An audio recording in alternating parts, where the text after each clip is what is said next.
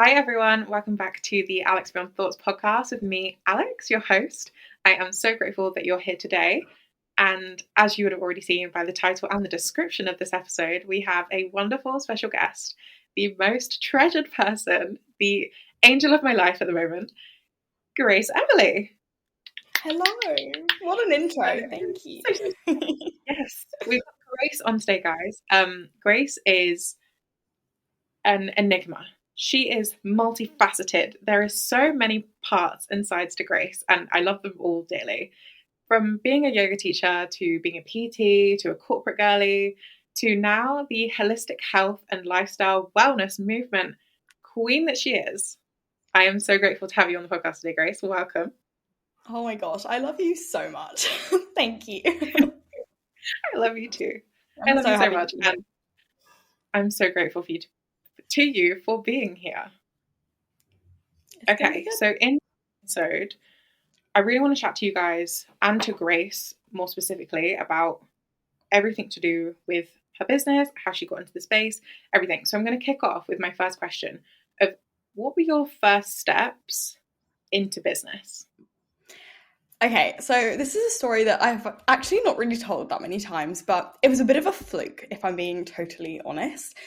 I always knew that I wanted to work on the online space in some sort of description. I was in marketing anyway, so I'd kind of had the back end look as to what a business was running on social media, on MailChimp, all of the different programs that we used during that corporate job. And I was always very fascinated by that side of the business and that side of marketing.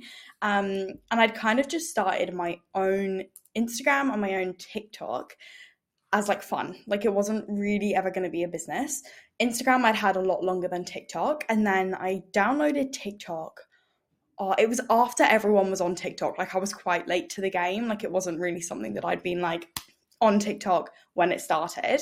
But that was like a huge part of my business. And yeah, I did my PT qualification. I was already a yoga teacher. I'd done so much work in the nutrition space as well. And people just started messaging me about my lifestyle and the way I was living and the way I was moving and what I was doing. And I was like, I wanted to help people. Like I wanted to be able to reach more people. And I guess even if I was a PT in a gym, right, there's only so many people you can reach within a gym environment. And I take quite a different approach to gym than like a normal PT as such. Like I'm not ever going to tell anyone, I'm not ever going to give someone macros. I'm not ever going to, tell someone to eat a certain way or whatever that looks like, because that's just not my values. And I realized quite quickly that there was definitely a bit of a gap within the PT space for a more holistic point of view with regards to health and movement. So yeah, it was kind of a fluke. I then started just training some girls that I knew. And then they were like, okay, this is really cool. They were seeing lots of progress. They were like, you need to offer this. And then I just kind of went for it. Bit of a whim. Didn't really have a plan, but had to build a plan pretty quickly. And I quit my corporate job 6 weeks after I launched the business, which was kind of wild, but yeah, that's how it happened. Honestly, huge. There's so much in that as well, like the testing it out phase, the just being like, you know what, people like this, I love it, let's send it, quit the job within 6 weeks. Absolutely insane. Thank you. Cool. It was kind of wild, and like I look back on the journey and I'm like, okay, I had actually done so much work on myself before I even launched the business, and I think that was honestly imperative to everything, because like to have the trust that I had in myself to just be like, fuck it, I'm gonna quit my corporate job. Like everyone around me thought I was crazy. Like my mom, my dad was like, what are you doing? And I was like, I don't really know, but I'm gonna make it work. Like I'd never really had a second thought whether it was gonna work or not. And even if it had, like I would have just got a job in the supermarket. Like, do you know what I mean? I was never really focused on that. I was just super unhappy in my corporate job, and I was like, well, it's the perfect time, maybe it's the sign. And I just decided to go for it. That's something I admire about you so much, is that like there's not that self-doubt and that like backtracking sense at all with you. It's like, I'll work it out. it doesn't matter what it is, it doesn't matter how hard it will be, I'll just work it out. And it inspires me so much. I'm like, what would Grace do in this situation? Grace would send it, so let's do it. And Oh. I think it's honestly like one of those things like self-confidence that Mm. from clearly a very young age you've just had. And Mm. whether it's overconfident or whether it's Mm. like just a level of confidence that you can back yourself no matter what, like you've got it. Yeah. Do you know what's so interesting though? Like, even speaking about confidence is so funny to me because, like, outwardly, I'm not confident. Like, if, especially as a child, like, I was the girl in the corner with the book, like, wasn't confident socially, and I'm still not particularly confident socially, but I've always been very confident in what I can do. I had a very, very severe, like, eating disorder for a few years, and I have spoken about this very, very openly, and I think that's where everything kind of stems from in terms of what I like to offer now, because I really want to help people through that. And I think that came from a severe lack of outward confidence, but equally I've already know that I can do it inside. Does that even make sense? I don't even No, know. But no, it's like, it makes yeah, sense. I've always had inner confidence, but like outwards, nah, like I'm not one to be social particularly. I've never really struggled with that. Like, I've never really thrived in that environment, I guess you would say. Um, but inwardly, I've always been like, well, if it doesn't work, I've got me. And that's kind of always been a thing for me. Yeah. And I think that's Mm, where we resonate on a level so deeply is that agreed. like I have that same thing too. I can back myself to the ends of the earth in my own mind. And sometimes when it comes to like doing it in life, in the real deal, sometimes I'm like, oh, this Yeah, feels a bit scary. This yeah, feels a bit unsafe. for sure, But for somehow we sure. always pull through. And that is, Exactly. again, something that I think a lot of people can learn is that you don't have to be 100% confident in yourself. You don't always have to outwardly display your confidence. Sometimes you Mm, can just think it in your head and do it from that place only. yeah. It's almost like comes back to the fake it till you make it. And as much as I hate that saying, I also love it because I'm like, God, I look back to when I was a teenager and I'm like, I had no confidence in myself whatsoever, but I kind of pretended I did until I actually did. And it's like, I'm so confident in my line of work and what I offer and what I do that that kind of reflects into the confidence that I have in myself now. But it was Yeah, definitely a process. Like, it's not something that happens overnight. And I think that's where people somewhat get lost with the confidence thing. Like, you're not going to wake up one day and be a confident person. Like, it is a muscle. You have to train it, you have to practice it. And, you know, some people are born confident. And I truly do believe that. Like, there are some people who just give zero yeah, fucks. And I'm like, hats off to you. Incredible. But for a lot of us, we do have to work on it and we do have to train it. And I think that as long as you back yourself all of the time and you continue to do that, regardless of what it looks like externally, you will get there in your own way. yeah. And like, it doesn't have to be in all places at all times. When I say I back myself 100% in my mind, that is not for everything. Don't get it twisted. I do not back myself in everything all the time. I Yeah. definitely back myself in so many different places, like showing up online, like recording myself in public, like posting on YouTube and stuff. That I back myself in, and like definitely. But someone asked me to stand in front of a classroom full of people and write sums on the board and get the maths right. I'm running away. Don't ask Mm-hmm. me to do that. I'm not Right. confident in that at all. I will run the 100%. other direction.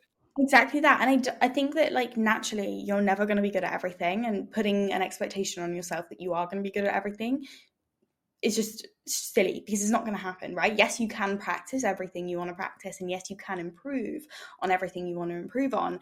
But, you know, it is a ripple effect. I truly believe that as well. Like, if you become confident in one area of your life, you're then going to be confident to try in other areas. And I think that's the biggest part of confidence as a whole, is like, actually it does ripple in every area of your life. And whilst you may not feel particularly confident in one thing, it's like if you are then moving through that and continuing to work on that, it will transpire into all other areas of your life. For sure. For Mm. sure. Oh, I love that. I love it too. So good, so good. But let me dive in a little bit more into like this transitional period because I know you quite well, but Mm. listeners don't. And Mm. Grace has an amazing podcast. You should definitely go listen to it if you want to get even more in depth on Grace. But something I want to speak to is this kind of transition between your corporate and like being and doing what other people expected of you. Mm. And that point where you trialed it and you'd had people come and say to you, Grace, this is amazing, let's do it. And Mm. actually that decision piece where you Mm. decided, I'm Hmm. doing it. I want Yeah. to know like what was the background to that? Yeah, what that looked like. Mm, It was a process, definitely. And I think the first kind of thing for me in terms of not doing what I was meant to be doing was not going to university. Like, mm, it was kind of expected that I was going to go. I'd done all the applications, I secured a spot. Like, I literally had everything planned out, and I got to the point where I was like, okay, like, are you going to pay the fees? And I was like, actually, no. Like, I'm not. I don't want to go. And it's funny to me looking back at it now, because what I was going to study, communications and journalism, is very much part of what I do right now, but it looks very, very different. And actually, I now moving into the space that I have moved into, I'm like, had I done a degree in it, yes, it probably would have helped me in some ways, but marketing changes all the time. Like, I look back to it, and by the end of my degree, TikTok wouldn't have even really been a thing. And actually, TikTok is such a massive tool for marketing now. And it's like, I wouldn't have learned anything about that. So I think, like, hindsight is a wonderful thing, right? And it was never going to be the right decision for me. But equally, it was the first time that I'd not kind of gone with what I was meant to be doing within that time. Obviously, going to university, I would have been 18 and I was still pretty unwell. So I wouldn't have thrived in that environment at all. Like, I think about my 18-year-old self and I'm like, I'm so glad I didn't go, because actually I feel like that would have been more detrimental to me within that. So I kind of then did, well, I guess a little bit different. I wanted to travel, so I became a flight attendant. I don't really speak about this that much, and I'm not even sure that many people know that I was a flight attendant, but I was a flight attendant for 2 years. And I loved it. I really, really loved it. But then it was kind of time for me to like get a proper job. My dad was like, okay, you've had your fun. Yes, you've made money, but let's settle down now. yeah. So that's what I did. And I went into marketing. Well, I did a bit of like event work before that, just like working with corporate events. And then I went into marketing because that was always the side of things that I enjoyed more so. And Sorry, yeah, can I just interrupt? yeah. What is your age range now? You've just come out of your Okay. Yeah, travel so I agent. did, yeah, Sorry. you're good. Yeah. So I did the 2 years as a flight attendant. So I was like 20. And then I'd say 21 was when I went into corporate. Mm-hmm. Yeah, so I did 2 years in corporate. And I would say the biggest kind of thing for me was how unhappy I was in corporate. And whilst it wasn't necessarily the place I was working, like I was working with lovely people, like it was a great environment. It was just quite simply sitting at a desk all day, looking at a screen, working for someone else. And I was like, fuck, I just can't do this. And I think my frustration was that I couldn't do things my way, which, and I don't want to say that like my way is correct and my way is right, and because that's not true, but I would sit there and be like, well, I'd do this differently. And not to say that if I'd done it, it would have been any better, but I would be more willing, or I would want to try to do things differently. Whereas with corporate, as you know, Alex, everything is very structured, right? There's a process, there's a right way to do things, there's a wrong way to do things. And I've always been a bit of like, oh, fuck it, let's try it.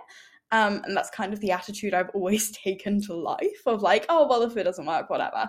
And there's not really any room for that in corporate. And I found that quite uncomfortable for me, of like having to follow a process. And whilst I understand processes are in place for a reason and all the things, when it comes to something like marketing, like just as an example, like they weren't willing to delve into TikTok, like the company I was working for, which I'm like, it's fine. Okay, amazing. But equally, like that is where we've got to be going if we want to keep up with the century that we're in, all the things. So yeah, I just got really, really frustrated in corporate with that. And then when everything kind of tied together, I guess I should say I did my yoga teacher training in between the flight attendant and going into corporate. So I did like a month away and did my yoga teacher training. But yeah, once I'd kind of had all my qualifications under my belt, I was kind of like, well, I built up a bit of a following just posting what I was passionate about. So maybe if I offer something, we'll see. There wasn't really like a massive decision point, to be honest. Like I can't recall one day just being like, okay, I'm going to quit. It was just kind of like, well, this is the next step. Yeah. So we'll do it. Yeah. So that was the story. I love that. And I thought, yeah, I think it's just important as well to like reference your ages and like where things were in like in your story timeline kind of thing, because I feel like we all get quite caught up in social media of everything just being right here, right now, For yesterday, sure. today, tomorrow.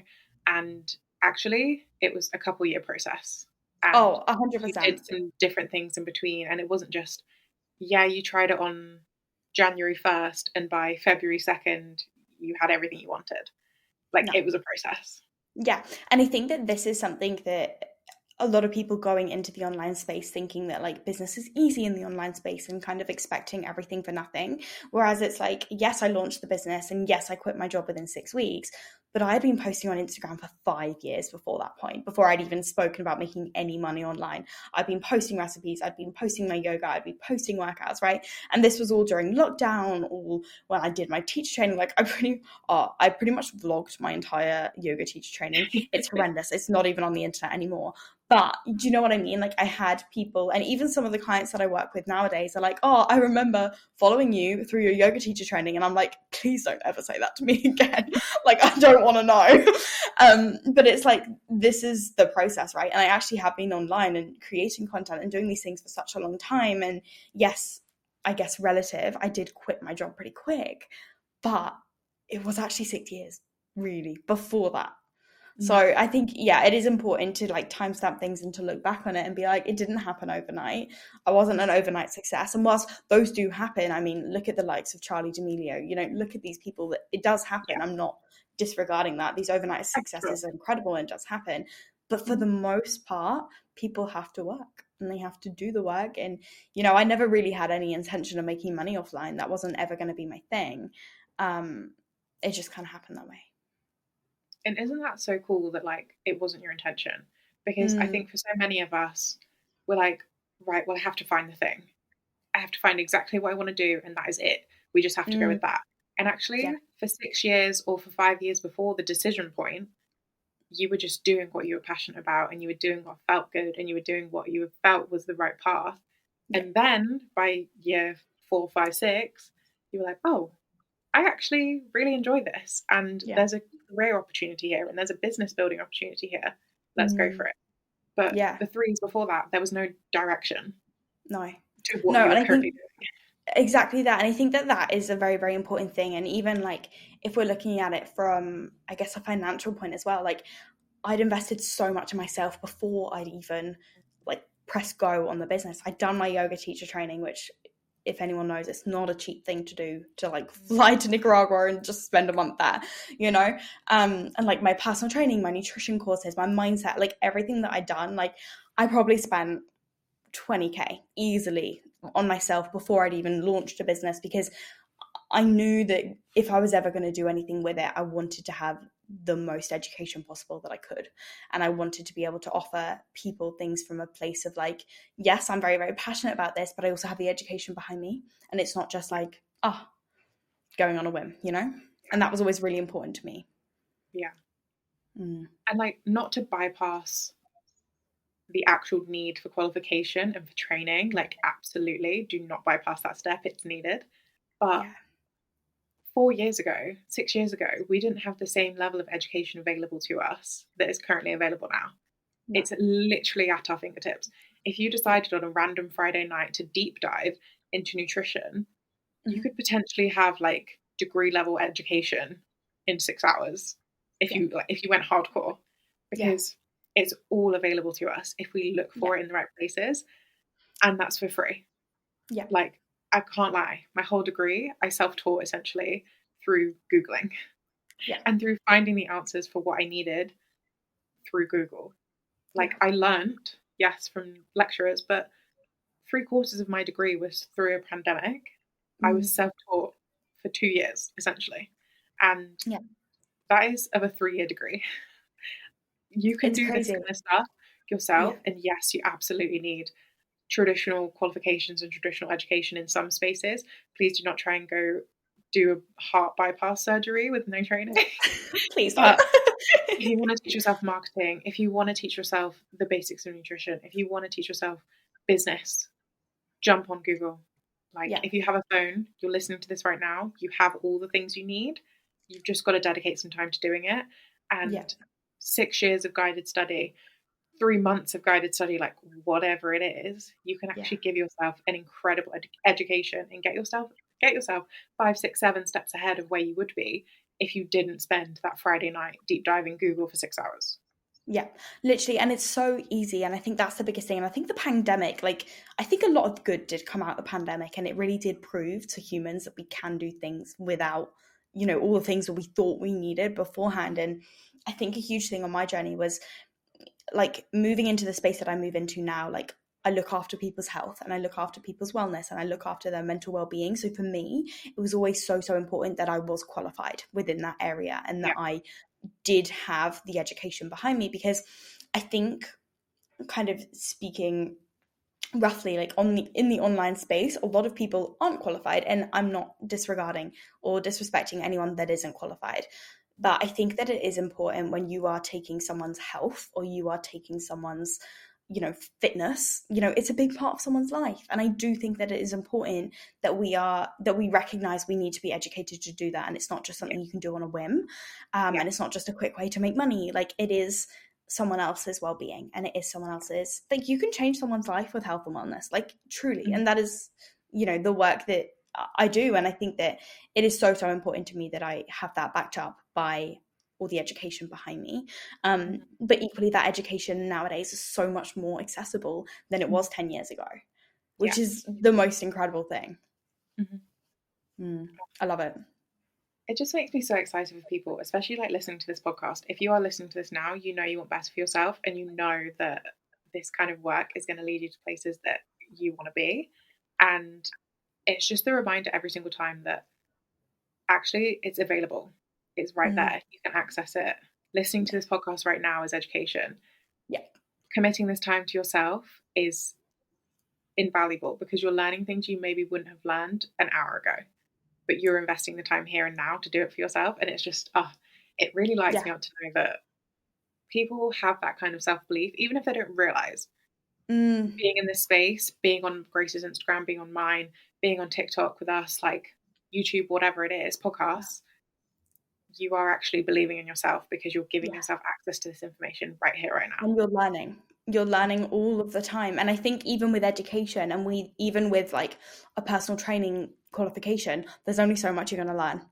And actually, I'd say I probably learned more outside of the qualification than in it, because I've put the time in, I've put the dedication in, and I've actually like done the things. Like, I'm a bit of a nerd, honestly. Like, I've always got a podcast in, I'm always listening to something, but it's because it's so accessible nowadays. And as you said, like, even listening to a podcast like this, even listening to any sort of anything, you're still learning, and you're still putting time, and you're still investing in yourself. It doesn't always have to be monetary. Like, you're investing in your time, you're investing your energy into learning, which is incredible.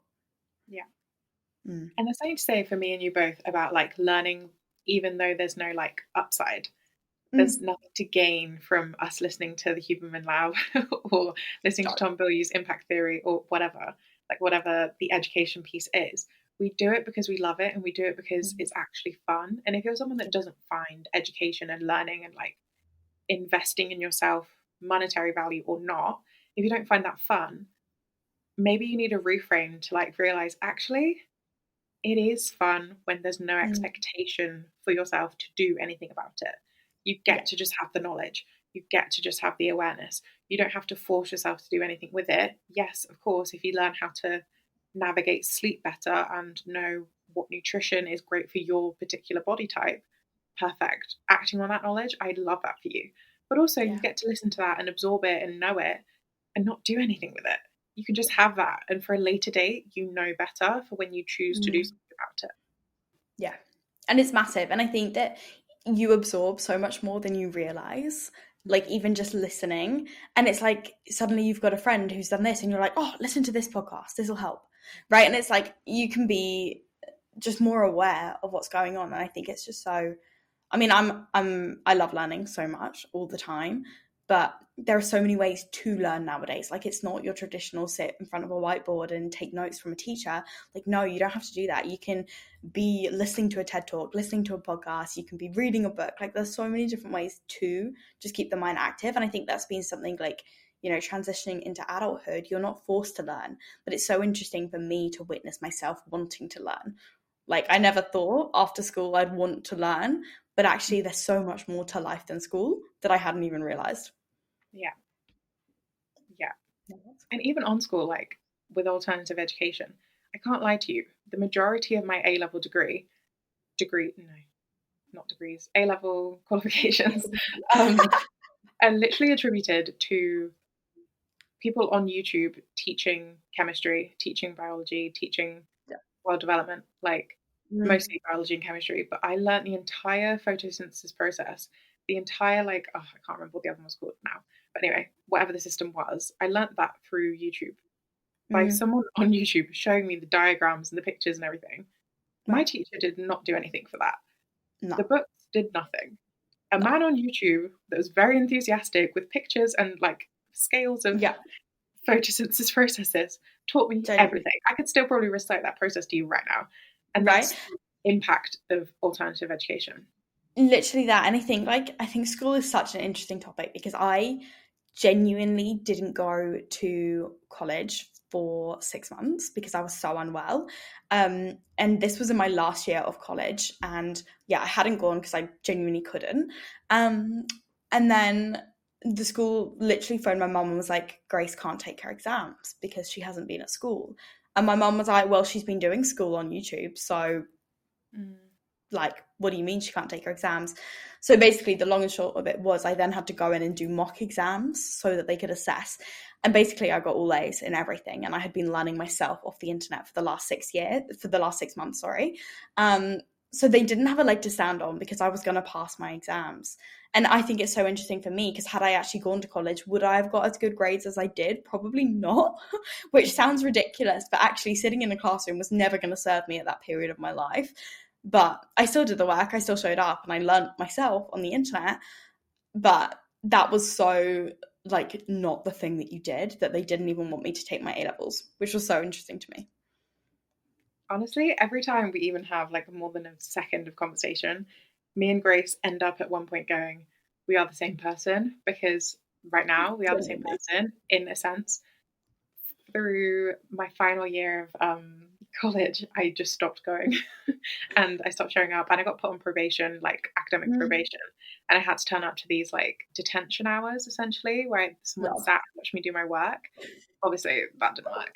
I ended up failing chemistry at that point. And I can't lie, I did fail chemistry again. But my other 2 A-levels that I self-taught for my 3rd year, I didn't go into college. I self-taught and I paid and took my exams myself. I got better grades. It's a joke, isn't it? Yeah. And I think that this is like, I mean, I'm not going to go into the education system in the UK, but there are some severe deficiencies. Issues, let's say that, issues with how they view things and how they try and put everything into, or put everyone into a box. Whereas you don't have to do that nowadays. And I understand that they've got a system to run and they've got things to do and, whatever. But what works for one person, and this goes for anything, won't work for everyone. And I do wish that the education system was more open to that fact and to the fact that, hey, not everyone is going to learn this way. And actually, some people are going to be better off doing other things. And if you're someone listening to this right now that you feel you have regrets with your education system or with the way you were taught something, and you know that it's something that haunts you now and you feel like you could have done better, then choose to. And if it's a case that actually you really want to get better at maths, or you really want to get better with your English language, or you really want to get better with your Spanish, whatever it is, like you can do that in your adult life. You can spend 1 hour a week in Spanish classes online for free, just through YouTube. Or you could pay for a tutor and do it for 1 hour a week with group classes, or go to a local night school and do it. Like, just because... Or even apps. Exactly. Just because there's no, like, gain from it, just because you're learning Spanish doesn't mean it's going to translate into your day job, no. But actually, if it's a regret you have and it's something you're passionate about and something you feel like you could have done better on and you want to now, there's nothing stopping you. You don't have to get something from it now. Just because you get a qualification doesn't mean you have to do anything with it. You can just do it because it feels good to you and it feels nice to have and you feel proud of yourself. You get to just learn for fun. Yeah, and for yourself. Because Mhm. at school, you're not learning for yourself, really. Like, you're learning to pass exams, you're learning to do whatever. And it's like, okay, actually, when you become an adult, when you kind of take that step back, you can be like, what do I want to learn? Like, what is actually interesting to me right now? And it's actually like, even looking back at my time at school, like, I was so different to like who I am now. And I mean, I skipped PE for a year and a half before I got found out that I was skipping PE. And the fact that I'm a personal trainer, like, what? Do you know what I mean? And like, at that time, I was so like not invested in sport. I didn't really give a shit. And yeah, and my priorities changed and things changed, and I learned something different when I was an adult, and that's so fine as well. Like, you don't have to do what you went to school for. And I think that's a bigger conversation to have, but I think it's important to not put yourself in a box Yeah, if you don't want to. for sure. Hmm. And I want to jump on that question of what do I want to do? What's good for me? What do I do next? And I want to ask Mm. you about your self development journey and how you actually got into self development as a whole. Mm. Mm. Yeah, okay. Probably a bit of a question in terms of my story and like how it all happened. So, as I said, I was pretty unwell between the ages of like 16 and I'd say 20. It went on for a few more years after that, but I'd say severely from like 16 to 18. And I was admitted into multiple different things, like put into intensive therapy, did all of that, and it actually just never really worked for me. I mean, I'm going to put my hand on my heart and say I probably wasn't open to the experience at the time. Like, I'm not saying that therapy doesn't work, because it absolutely does, and it really does change people's life. But for me, in my mental state at that moment, there was no way that sitting in front of a stranger was ever going to benefit me in any way, shape, or form. Um, so that was, I guess, the start of my development journey, was like finding a way that I could live in a world that I didn't feel was right for me. As dramatic as that may sound, I didn't feel like I had any purpose. I didn't feel like I belonged anywhere. I was just very in my own head at that age. And I look back at that version of myself and I just want to give her a big hug. Like, honestly, I'm just like, it's going to be okay. Um, but that was kind of the start, I guess, of my self-development journey. And how it all began was I was kind of forced into it.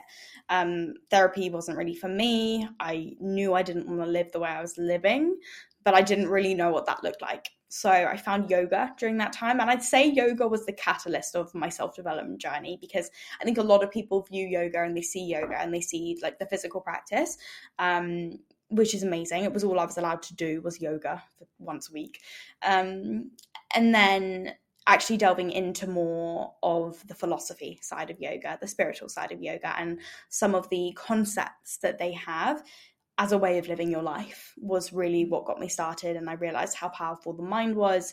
And that was probably like the biggest thing in terms of like my recovery and how I began to get myself out of the hole that I was in, was really, really navigating yoga and really delving into the mind stuff is what they call it in yoga, the monkey mind, the mind stuff. And yeah, that was the start of it for me. And then obviously subsequent of that, I have done endless self-development from there. I've always been a bookworm. I love a self-development book. But yeah, I'd say that yoga was kind of my first step into self-development and realizing how much power I had of my brain if I was willing to kind of take that power over. Yeah, Yeah. that's so cool. But I feel like I have a lot to I have a lot of gratitude for yoga and the practice, and just giving me insight that I'd never had before, and insight that they don't teach in schools, and insight that I'd never really been exposed to, especially even in therapy. Like, it just wasn't ever going to work for me at that moment. And I have been back to therapy since then, and I'm definitely more open to the experience now. Um, but for me, I needed something external of that, and something where someone wasn't telling me what to do, and yoga kind of filled that for me. Yeah, Mm. that's so cool. I'm resonating with that as well because, like, it's something that I started taking up very sporadically in April, Mm-hmm. March of This year. this year. Yeah, Mm-hmm. April, March of this year. I feel like I would have told you about this at the time because I feel like I haven't actually said Grace is my mentor. Yeah, I would have spoken to Grace about this, I think. And I started doing these like Definitely. 6 a.m. yoga classes like once or twice a week, and Mm, it was very enlightening to me to mm, notice parts of my body that have very clearly always been there, but I have mm. never consciously connected to, Yeah. unless it was like an ouch, that hurt kind of thing, like I stretched a bit Yeah. too far or something felt a bit 100%. uncomfortable there. And just knowing even that I had these parts of my body inside of me and outside of me that was Mm, like, I've never consciously thought of you before. I've never mm. actually felt you consciously before. And Yeah. just to know that in my 23 years of existence at that point, that there were parts of my body I hadn't even discovered yet, it kind of clicked for me. How many Mm. other parts of myself have I never discovered? How many other Yeah. body parts have I never consciously felt Genuinely. before?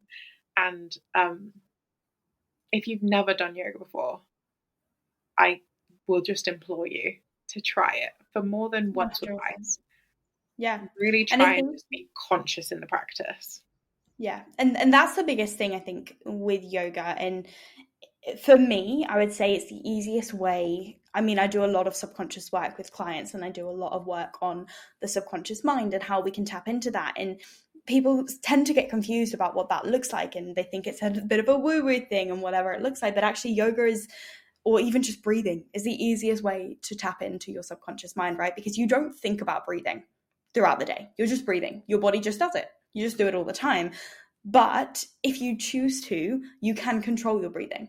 You can control your inhale, you can control your exhale. And even just me making that connection of like, oh, I can control this part of myself right now. I can control part of that. And you can do that with your brain. You can do that with your mind. And like when you do delve into and commit to doing subconscious work, it is just incredible how much power you have over the brain. But yoga is kind of the gateway, or even just breath work is the gateway to that, because although you're not conscious, you're breathing all the time, you can be. And it's the same with your brain. It's just learning how to do it. And I think that that's the biggest thing. Like, yes, yoga is a physical practice, and yes, it's good for the body and stretching and whatever. But actually, for me, the biggest impact was always how we can tap into the subconscious mind within that given moment. And it's just so cool to me, to make that connection. Mm-hmm. For sure. Hmm. But yeah, as you said, like I would always like give it a go, try it. And if you don't like it, you never have to do it again. And that's cool too. Yeah. And even on that though, if you don't like it, try it in a couple of years. You may Mm, try it again. Like with you with 100%. therapy. At that point, Mm, you weren't open to it, it wasn't gonna work. But a mm. couple of years later, so if you're a Definitely person more that open tried to it. yoga before, tried breathwork before you didn't like it, try it again Yeah, now, see how you feel. Like don't completely write off a practice just because for at a sure. point in time it wasn't good for you. You do Yeah. get to just try it again. Yeah. And with that as well, I think with something like yoga, you have to resonate with the teacher. Like you have to have some sort of connection with the teacher. Like I've been to yoga classes before and I've been so in my head the whole time and I'm like, fuck this. I hate this right now. And not to say that it was a bad teacher, but I just didn't have a connection with the teacher. Whereas like even I look back on my first yoga class back at home that kind of got me into yoga, like the yoga teacher at the time, she's still in my life so prominently. She's one of my best friends. She's been out to Australia to visit me. Like I adore this woman so so much. And like I'd say she's like my best friend. You know, this 45-year-old woman. No, she's not that old. But you know what I mean? She's older than me. Like she's definitely more of like a mum figure to me, but Mm-hmm. I adore her and she helped me so much through that time.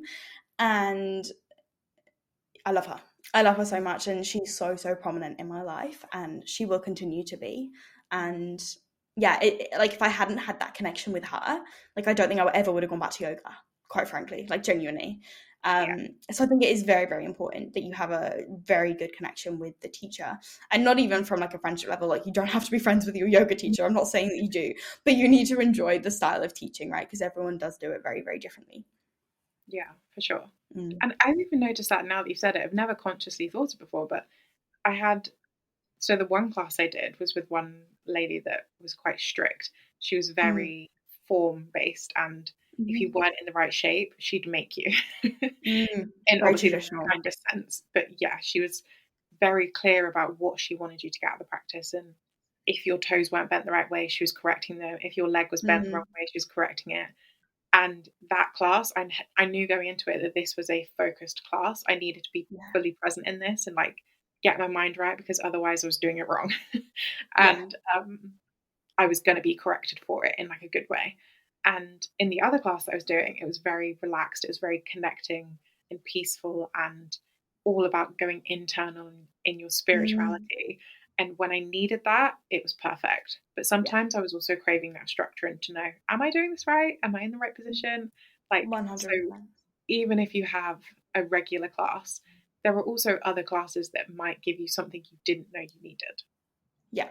100%. And I think that that's a massive thing, because with yoga as well, like it's a massive umbrella, like yoga itself.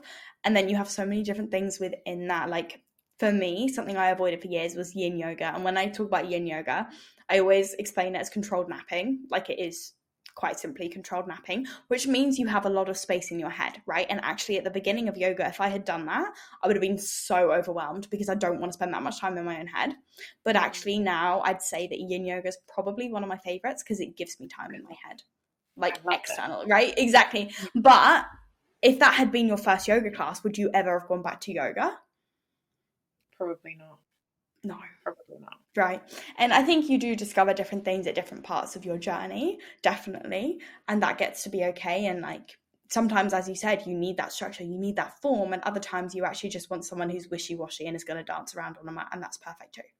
Yeah, I love that. Dance around on the mat. Yeah. That's so good.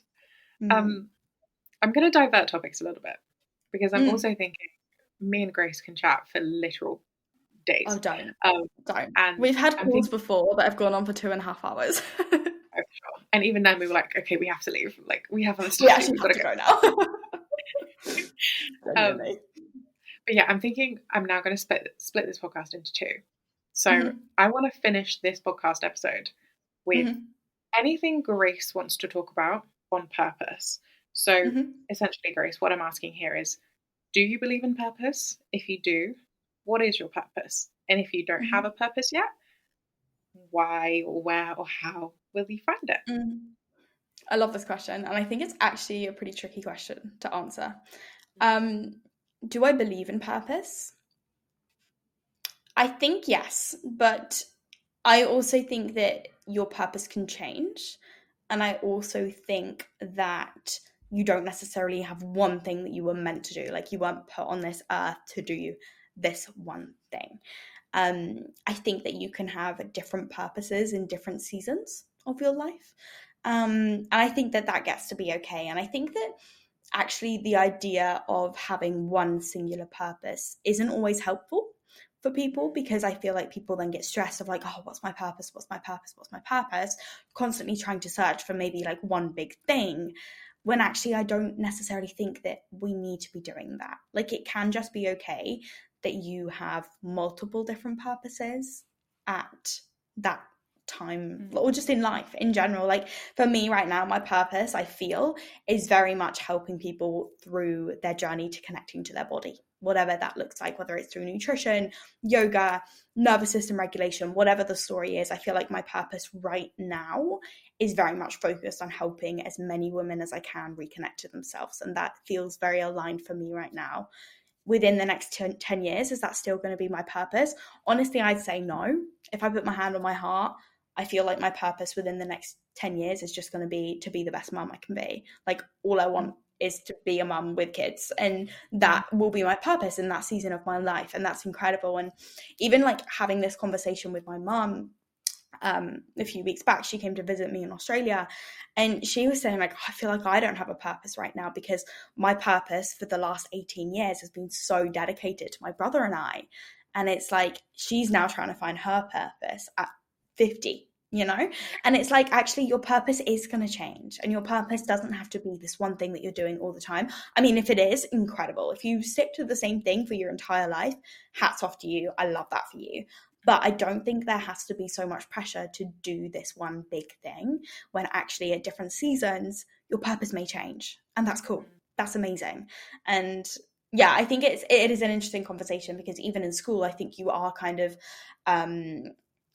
put or wanting to be morphed into a box of like, you're going to be a doctor, dentist, whatever the story is. And if that's for you, incredible. But maybe you'll have a few different purposes throughout your lifetime. Maybe you won't. And can that just be okay? Mm-hmm. I love that. I don't even know if that answered your question, to be honest, but There you go. Sure.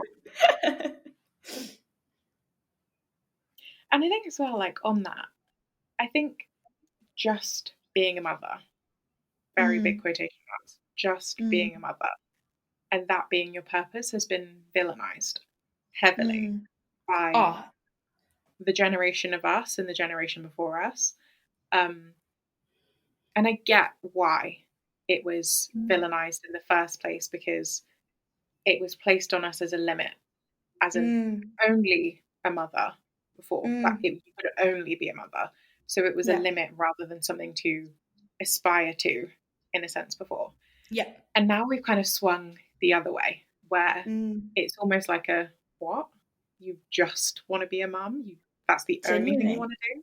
And I also think that's just like a load of shit. Because for many women, it is the greatest accomplishment. It is the greatest purpose. It is the greatest feeling they will experience, because it's what they want. And it is exactly what they need. And they, as a person, resonate with that so much. Yeah. And it's like nothing to do with the rest of us. It's just nothing to do with us. Yeah. But if you'd said to like someone in school, like one of these teachers that gets you to do your uni application, like, oh, I just want to be a mum, they would have been like, no. Like it's not like frowned upon. When if I look at like my life within the next 5 years, I want to have property, I want to have a carrot patch, I want to have chickens, and I want to have my kids. That's all I really want in life, right? And my partner, bless him, is so like on board with this whole thing. I think he thinks I'm insane, but in the best way possible. And you know, going back to basics, and I don't think it has to be as complicated as we want it to be. And yes, if someone asked me my biggest life goal, yes, my biggest life goal is to be a mum. It's not to be a millionaire. It's not to be, you know, whatever it is. And that can be so important to some people. And if that is incredible, like that's so good for you. But I also want to make it very clear that it's okay if you just want to have a simple life. Like you don't have to do the big, massive things if you don't want to, because actually being a mum is a big, massive thing, right? It's not an easy thing to do. And I'm not ignorant to that. And I think that, you know, everyone has their own perception of what success looks like and what their goals are, and that's so cool as well. And I think that we've all just got to be supportive of each other, and even if your version of success doesn't look like what someone else is, like that's cool. It's none of your business anyway, you know. It's not going to affect you, for sure. And it is, it's just a refreshing idea to me, I think, that you can be Grace, the business boss, the holistic wellness queen. You can be so many iterations of you, and you can also choose to be a mother. You can choose to have a family and have the property and the chicken that's in the carrot patch. All the things. You can have this period now, in the last 5 years, or maybe the next 5 years or whatever, where that is your identity, and that is who Grace is for this period of time, and that is Grace's purpose right now. And you can do amazing work in this period. And you can also consciously choose that by the time I hit 2028, my goals are going to shift. I'm going to set myself up for 2027 to be able to shift those goals. I'm going to think ahead for myself, because I know this is another deep yearning in my life and I want to fulfill it. It's just, it's so cool to know that like there are people out there like you who want to hit all of your business goals. You want to hit the career, you want to help people, but also you then want to just switch it up and go, yep, I've helped as many people as was in me, as was my destiny or my purpose or whatever. And now I'm fulfilling just myself, and I'm taking it back just for me. Yeah. And that doesn't mean to like say that within that period I won't still be doing like what I do. I won't still be coaching. I won't still be, you know, doing yoga, whatever it is. But I feel like it won't be my priority at that moment. And that's really cool as well. It's just a very different season of my life. And I feel like that's definitely something I'm working towards. Like I'm not ignorant to the fact that I have things that I want to do before I have kids, 100%. But that is definitely, probably my biggest goal. It's not a business goal. It's not a monetary goal. My goal is just to be a mum, and that's amazing, And I think that it's easy for people to shame that, and for people to think like, oh, dream big, like you could do so much more. And I'm like, cool, but I don't want to, and that's cool too. Yeah. Oh, it fills my heart as well, just like imagining that for you, and imagining like your little house in the carrot patch, like close to the beach somewhere, like you're going on your little morning walks with Maple and the kids. Like, oh, I could picture that for you very easily, and it fills my heart with such joy. Yeah, genuinely. I think like even moving to Australia, like everything is kind of fallen into place as I'd kind of envisioned it. Like I found my journal the other day from my goals for 2023, and literally every single one of them has come true, which blowed my mind. Like I hadn't found that journal because it was still in my suitcase, but every single thing that I had written down has come true. And I have just been like in awe the last couple of days. I showed my partner and he was like, "Are you insane?" I'm like, I know, it's actually crazy, like how everything has just panned out this year. Like, and I think it was interesting because it's always been in my head that I wanted it to work out this way, but I don't know, I just kind of went for it, and it did all work out exactly as I had wanted, which is wild to me. But yeah, I think again, another way to show that the mind is so powerful if you choose to lean into it. Yeah. Oh, that's making me tear up. Oh my god, guys, we're gonna have to go for a break. Okay, I'm gonna cry. Oh my god. Okay. On that note of me gonna cry my eyes out for a quick second, I'm gonna end this part of the podcast here. Thank you for listening. See us in the next episode. It's gonna come out very shortly. Don't even blink. It will be in your hands. Exactly, as soon as possible. Thank you for listening to the Alex Beyond Thoughts podcast. I will see you in the next episode.